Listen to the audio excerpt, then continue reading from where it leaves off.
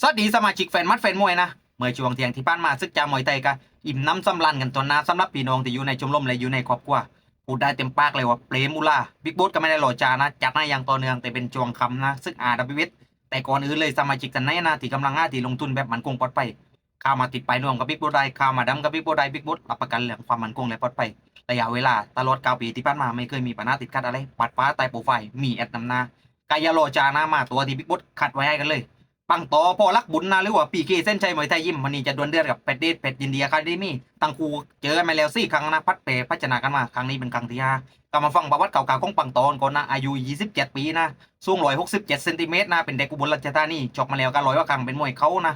กหลังๆนี่มีเสริมมัดเสริมศอกมีทุกลูกแล้วก็แข็งด้วยจำได้ดีเลยแล้วก็ฟอร์มหลังๆก็ซดมากๆอยู่ใครปีเคก็ไม่ต้องพูดถึงนะเสื้อแขกดูแลดีมากๆนำเลี้ยงดีมากๆกูปั๊มกูซ้อมเทรนเนอร์ก็ดีมากๆ ก็มาฟังประวัติเก่าๆของกูจอกกันบ้างนะอย่างเป็ดเด่นนะอายุ23 ปีสูง160 เซนติเมตรนะเป็นเด็กตายเด็กสุราษฎร์การชกมาแล้ว100 กว่าครั้งนะเป็นมวยสายกอบเครื่องแต่ซ้อมอยู่ที่เป็ดยินดีนะเป็นเด็กปั้นของเสียบุตรนั่นเองการนำเลี้ยงก็ไม่ต้องพูดถึงกูปั๊มกูซ้อมก็ไม่ต้องพูดถึงกันดีมากๆเหมือนกันกูนี่นะไข่ใหญ่ปบไข่ใหญ่นะแต่บิ๊กบอสชอบไปที่ปังตอนะบิ๊กบอสมองว่ากระดูกประสบการณ์ดีวะนะแล้วก็นำเลี้ยงดีวะไฟนี้ก็วงในก็บอกมาแล้วว่าปังตอตัวเดียวเลยไม่มีแปร กาฟันทุ่งเลยปังโตจะเป็นฝ่ายเอาชนะเพชรเดชไปได้อย่างสวยงามฝากกดติดตามบิ๊กบุ๊ไปด้วยเพื่อจะได้ไม่พลาดข่าวสารดีๆในวงการมวยส่วนสมาชิกท่านไหนนะถ้าอยากได้มากกว่านี้เลยกะกลิ้ง